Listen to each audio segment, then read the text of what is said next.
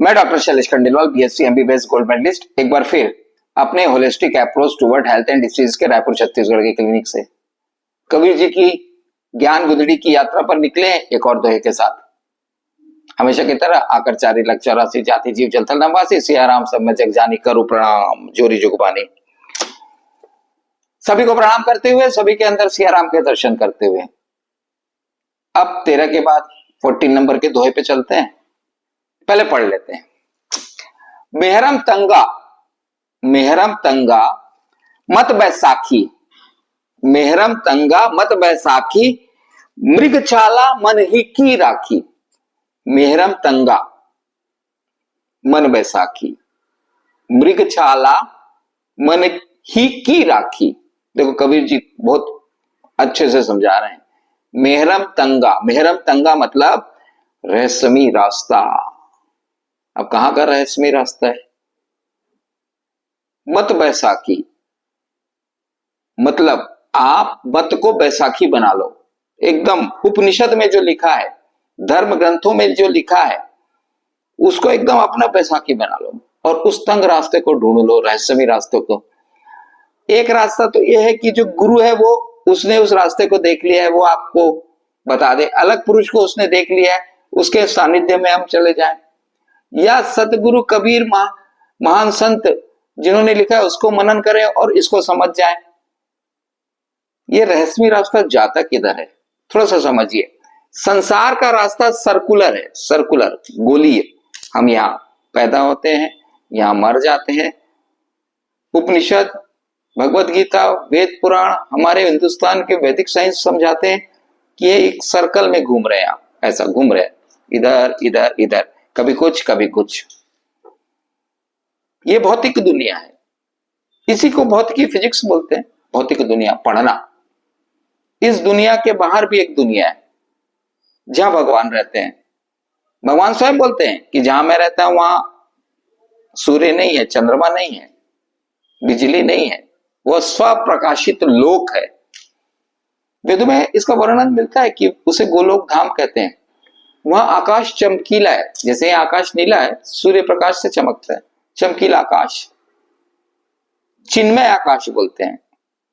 और जब भगवान स्वयं जहां रहते हैं उस प्लैनेट या उस लोक का नाम है गोलोक धाम।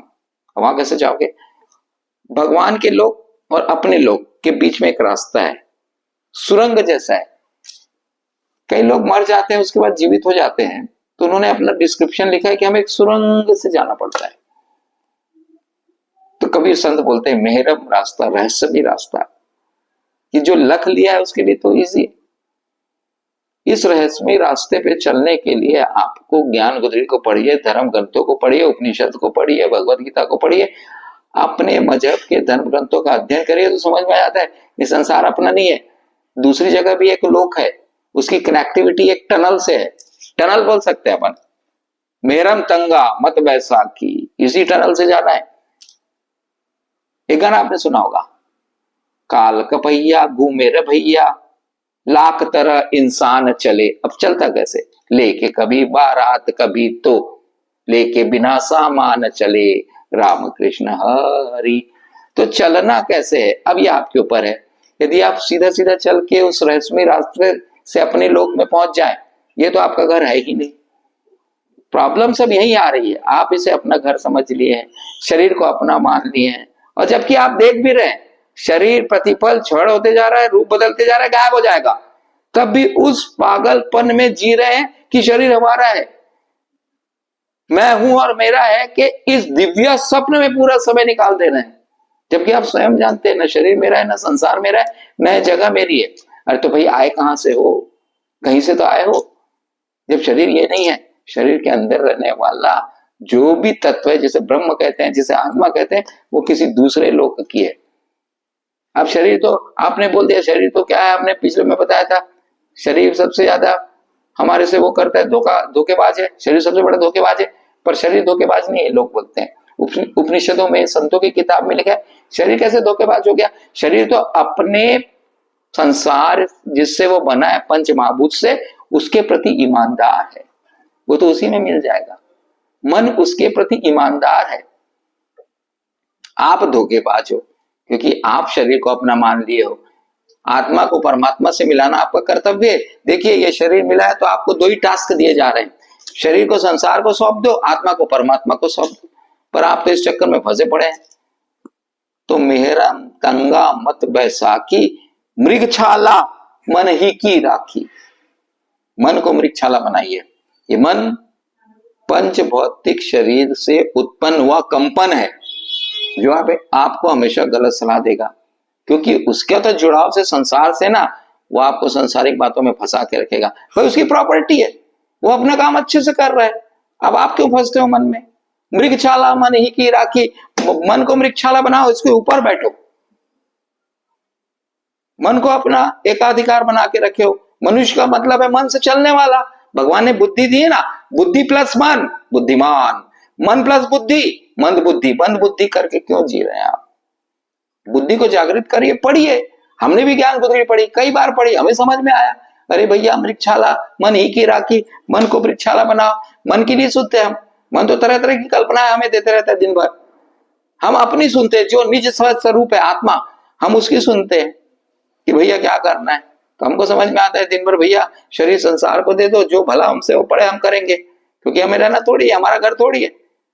कई बार अपने मरीजों को रहता हूं, क्या अब लौट चले, कब तक रहेंगे यहाँ, कब तक पेड़ बनेंगे, कब तक पशु बनेंगे, कब तक पक्षी बनेंगे, कब तक इस दुनिया में हम इस तरह घूमते रहेंगे और दुख पाते रहेंगे। इसलिए संसार का एक नाम दुखालय भी है, भोगालय भी है। यहाँ भूखते रहते हैं, अपन भोग रहे हैं पागल जैसे, जबकि समझ आना चाहिए अपने को ये घर हमारा नहीं है। तो मेरम तंगा मत भैसा कि उस रास्ते को ढूंढिए, रहस्यमय रास्ते को ढूंढना हमारा कर्तव्य है। और कौन हमें वो रास्ता दिखाएगा, कबीर जी की ज्ञान गुदड़ी पढ़िए, 10 बार पढ़िए, मनन करिए, आपको वो रास्ता मिलता है। कबीर जी और आगे बताएंगे अभी कैसे उस रास्ते को ढूंढो। मृगछाला मन ही की राखी, मृगछाला बना लो अपने मन को, मन को मृगछाला बना के उसके ऊपर बैठ जाओ। मन की मत सुनो, मन तो आपको दुनिया भर का आइडिया देते रहेगा। मन संसार के प्रति उत्तरदायी है, वो संसार की बातें ही आपको सिखाएगा, दुनिया भर का गणित देगा। संसार में ये हो रहा है, संसार में वो नहीं हो रहा है, उसने वो कह दिया, उसने वो कह दिया। और जब संसार छोड़ने का समय आएगा तो टाटा बाय बाय बोल के निकल लेगा, तब हम ठगे से रह जाएंगे। जब शरीर छोड़ने का समय आएगा तो हम ठगे से रह जाएंगे। हम हमेशा कहते हैं, देखो आप उपनिषद गीता कबीर जी की ज्ञान गुदड़ी पढ़ते रहे और ज्ञान की टोपी आप पहन लिए, मृत्यु के समय जब आपको जो भी यमदूत जो भी दूत लेने आएंगे तो आपसे एक ही क्वेश्चन पूछते हैं, वो वायवा रहता है 1 मिनट का, आप मानो या ना मानो। वो आपसे पूछेंगे क्या किया। और यदि आप ज्ञानी नहीं हुए और आपने कह दिया कि संसार में रह के हमने जमीन खरीदी, धन खरीदा, तो मांगते हैं वो, हमें ऐसा लगता है मांगते हैं और नहीं देने से पिटाई करते हैं बहुत। अब भैया एक बताओ आप मर जाने के बाद निधन कहते हैं ना, निधन, निधन तो नहीं कहते, क्योंकि धन यही छूट गया, सब कुछ यही छूट गया। अब वो अपने से मांगेगा तो अपन कहां से देंगे। वो अपना नया गणित अपने को देगा कि भैया पूरा पृथ्वी और प्लैनेट तो हमारे भगवान का है, उसके नाम से रजिस्ट्री है, हमारे कानून में तो आपकी रजिस्ट्री फॉल्स है, ये लो। वो अपना नया कानून बता देगा और खूब पिटाई करेगा और फिर वापस भेज देगा। परंतु आप ज्ञानी हो, कबीर जी की ज्ञान गुदड़ी पढ़ के रखे रहोगे तो आप एक ही चीज उसे कहोगे। मैं हमेशा कहता हूं, वो कितना भी पूछे, वो कितना भी बोले, कितना बड़ी बड़ी आंख लगा के आपको डराए, क्योंकि वो तो अदर प्लैनेट का आदमी है, वो तो वहां से आया है दूसरे जगह से जहां से भगवान जी रहते हैं। उसका शरीर नहीं है, उनका कुछ आध्यात्मिक शरीर होगा। वो आपको कितना भी डराए, आपको एक ही चीज बोलना है, तुझे याद किया, तेरा नाम लिया। भैया राम जी को याद किया, राम जी का नाम लिया, यही मैंने काम किया। वो कितना भी भरमाएगा आपको, अपन यही बोलते रहेंगे तो वो फिर फोन करेगा, भैया यमराज जी तो कैसा जीव है, एक ही चीज बोलता है, तेरा नाम लिया, तुझे याद किया। फिर वहां से खबर आएगी, अरे वीआईपी आदमी है भैया, वीआईपी पास है, वापस अंदर ले जाओ, वापस पृथ्वी में नहीं भेजना है, इसको अपने घर भेज दो। यही पूरा रहस्य आपको समझना चाहिए, जीवन का रहस्य, कि आपको अंतिम समय तक भगवत ध्यान रहे, भगवान का नाम आपके हृदय में रहे, क्योंकि हमको यहां से निकल जाना है अपने घर। वो आपको 10 तरह के प्रलोभन देगा, अरे नहीं भैया हमने कुछ नहीं किया, यहाँ भले ही कुछ करके रख लो, पूरा पृथ्वी में कब्जा कर लो, पर उस समय वायवा में आपको यही बोलना है, हमने कुछ नहीं किया। क्या किया, भाई भगवत ध्यान किया है, पर ऐसा होता नहीं है। जब आप भगवत ध्यान की यहाँ प्रैक्टिस करोगे ना, वही तो वाइवा में बोलोगे। इसीलिए सब संत लोग बोलते हैं प्रैक्टिस अभी से राम नाम की करो कि मृत्यु के समय राम नाम आपके मुंह से निकले। अब जो प्रैक्टिस ही नहीं की है, जो क्वेश्चन का आंसर ही नहीं रटा है, तो एकदम वाइवा में कैसे बोल दोगे? अब वाइवा लेने वाला भी विपरीत लोक का व्यक्ति अपने जैसे तो दिखेगा नहीं, पता नहीं आंख लाल होगी, देवदूतों का सिंह होंगे या कुछ भी होगा, तो एक तो उसको देख के ही घबरा जाएंगे अपन। तो इसलिए कबीर जी ने हमेशा कहा है मेरम तंगा मत बैसाखी। अरे मतों को अपना दृढ़ निश्चय माने। जिन लोग ने रामायण में, भगवत गीता में, अन्य धर्म ग्रंथ, अन्य मजहबों में जो लिख दिया है उसके मत को माने, वो अटल है, आप उसको डिनाई नहीं कर सकते। हजारों लोग ने लिखा, एक जन लिखे रहता तो भाई अपन नहीं मानते।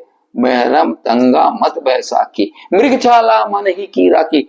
मन को मृगछाला बनाइए और जीवन अच्छे से आनंदमय दीजिए। जब तक हम यहाँ हैं, संसार में, शरीर को संसार के काम में लगा दीजिए, खूब काम करिए, संसार में सबका भला करिए और आत्मा को मन में लेकर परमात्मा से जोड़ दीजिए। हमेशा परमात्मा से जुड़ जाएगी तो उनकी याद बनी रहेगी। हो गया काम। ये दो काम आप करिए, देखिए जिंदगी संवर जाएगी। स्वस्थ रहे, मस्त रहे, आनंदमय रहे। जय हिंद, जय भारत, जय छत्तीसगढ़।